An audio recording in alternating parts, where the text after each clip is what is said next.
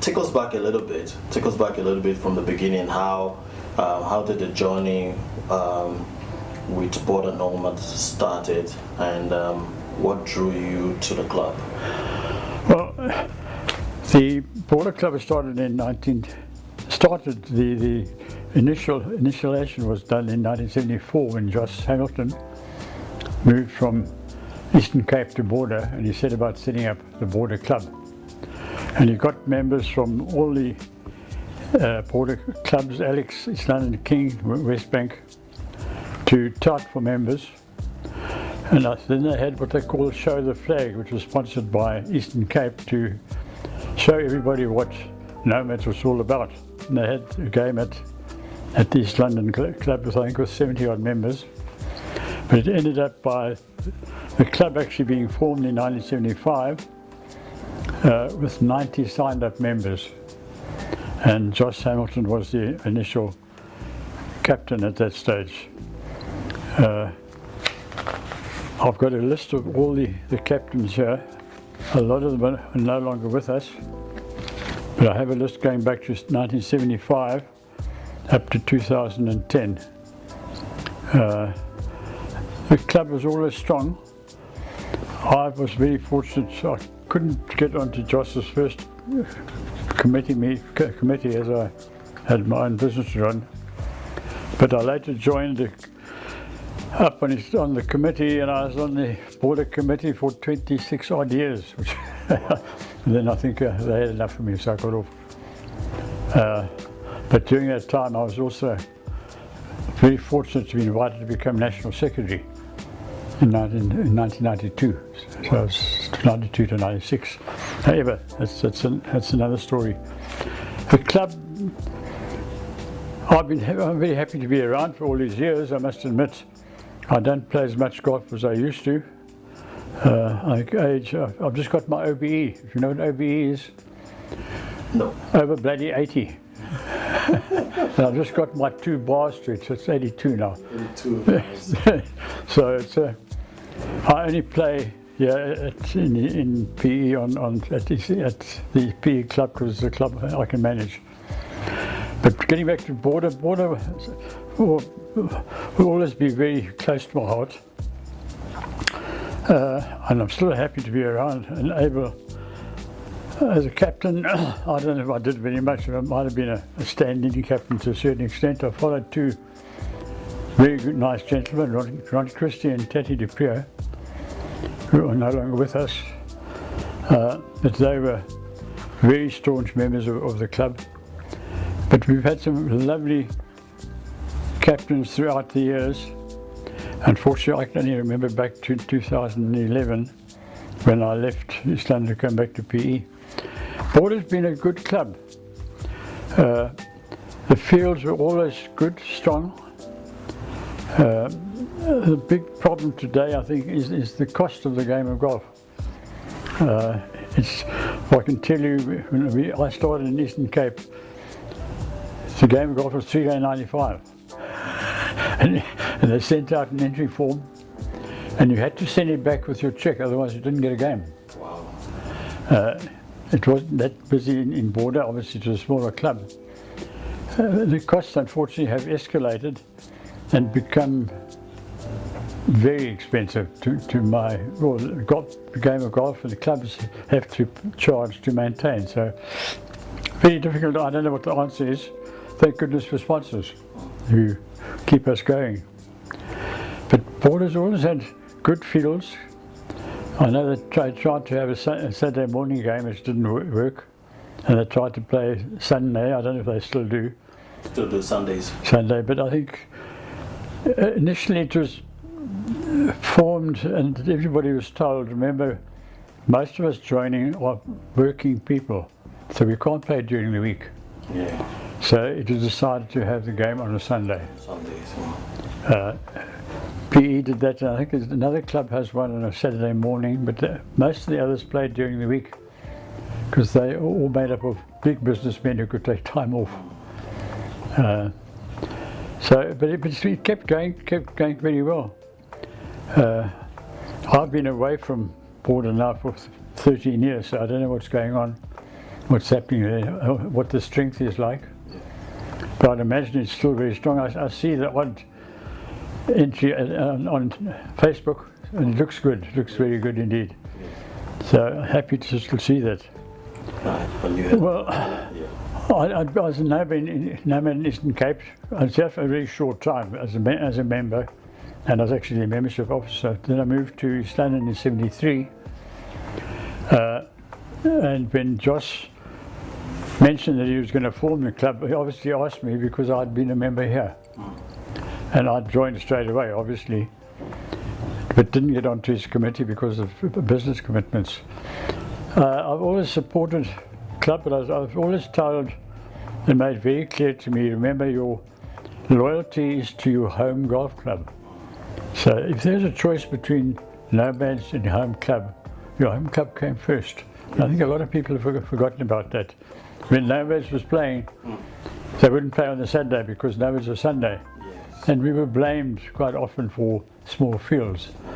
But then we realized why, because on the Saturday before Nomads they always had a monthly medal. And people don't like playing a monthly medal. So that was ironed out. So I always tried to play on the Saturday and the Sunday when there was Nomads. I mean, I've had something like 530 games. Wow. That's club game.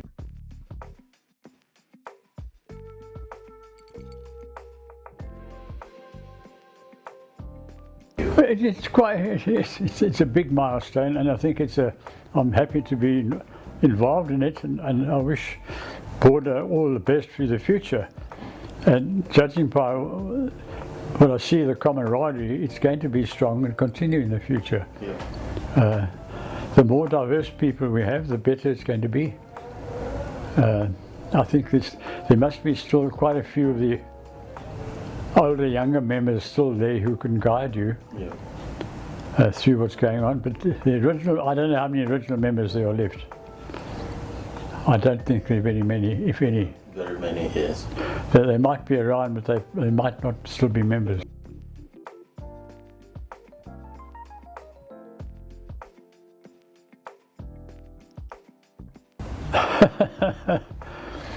I don't know, I just went along as a captain. I did my job.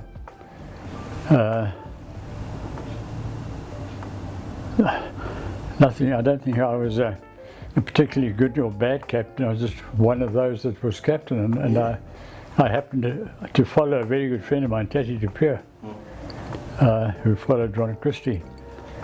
And the three of us, I know, during our vice captaincy here, because in those days we had no junior vice, it was vice captain and then captain, to help cerebral palsy. So the three of us raised money in our Andrew Mentis days for cerebral palsy together.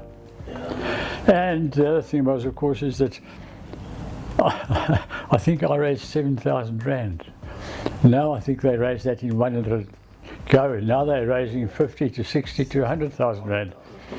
It worries me that the fundraising element in Nomads has taken over from what Nomads is all about. Yes, we do help furtherance of golf, and etc., etc. But remember, the home club comes first. We shouldn't go out of our way. There's no competition to see that you raised money more than the previous vice captain, and that must stop, I think. I would like to limit the amount of money because it gets very difficult in this day and age to raise money. And if it wasn't for sponsors, we wouldn't be able to raise it. Limit it, cap it, and it'd be a lot more pleasant, I think, without this competition to raise a fortune. I can't think of much really, except that I did a job.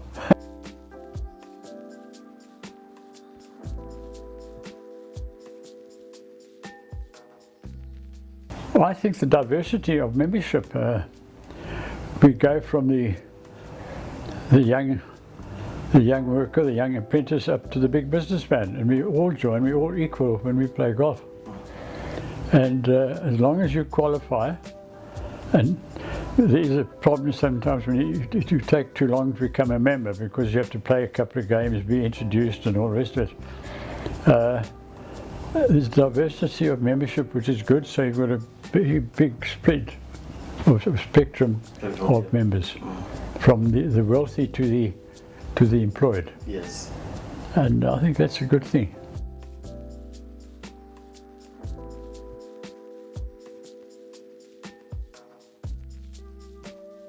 Oh, it got me thinking about it, because it's a very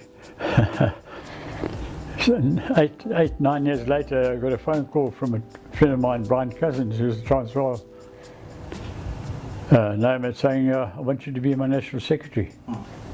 Wow. And I fell a bit back, because I'd never done secretarial work in my life.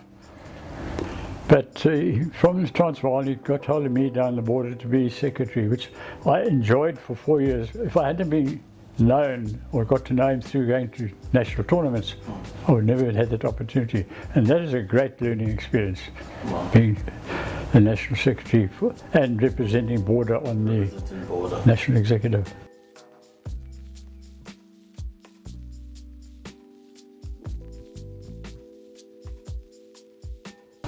To go from strength to strength and maintain what they are doing. Don't get too big, don't get ahead of yourselves, and play the game. Play the game. Nice. Then you'll go ahead, but as I say, don't let money be your total objective. Support is another thing. Rather than raising hundreds of thousands of rand, rather be supportive rather than having rands and cents as your objective.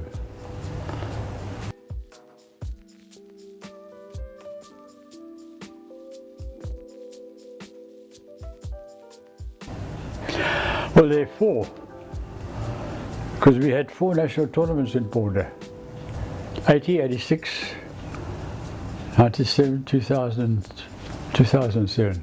And I was involved in all of them. Oh, nice. 80, 87, 96, 2007. Wow. And they were all at East London Golf Club, and they were all magnificent tournaments. So like we won the Bertrand Trophy at all of them, I think. I can't remember now. Wow. So, and we'd also at that stage introduced the computer scoring system. Oh. Through a gentleman who was actually a draftsman, but was keen on computers, and he drew up a program to do it. And the late, I can't remember his name now, we did the scoring, and as each score came in, we could see the score jumping from ahead, back second, head second. And I think we won by about half a point or something, but we won. That was the last one. Okay.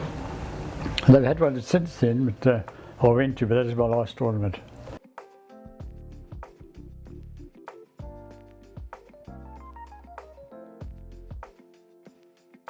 Oh, Joburg.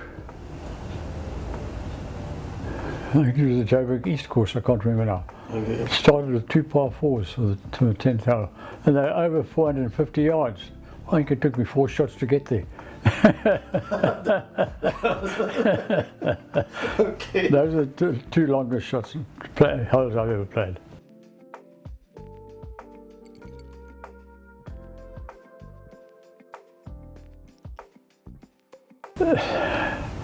Let's go through first, second, third, fourth, fifth, sixth, seventh, eighth, ninth, 10th,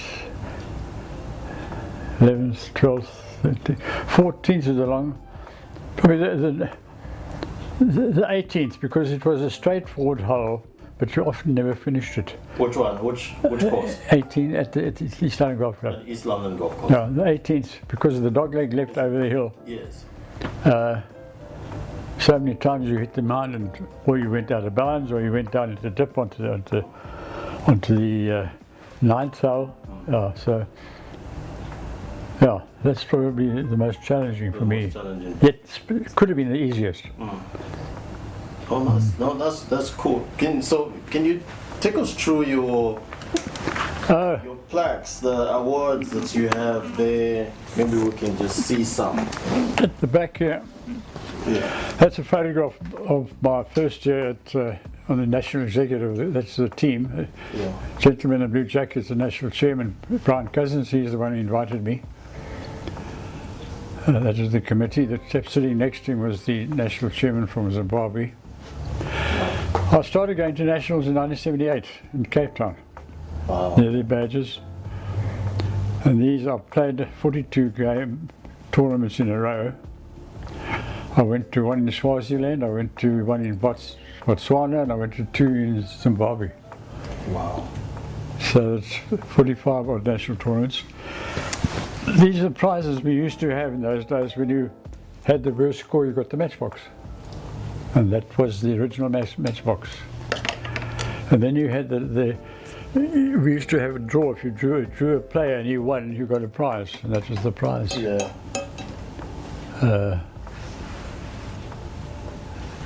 But those are the, on the national executive, you got flags from each club. That is the border, that is Eastern Cape. And then where it was played was the colour on top. Wow. You can see how they increased from 6 all the way down to here. 1, 2, 3, 4, 5, 6, 7, 8, 9, 10, 11. Yeah. And there's some funny little things. Oh, and that was, I was made an honorary member in 90 something.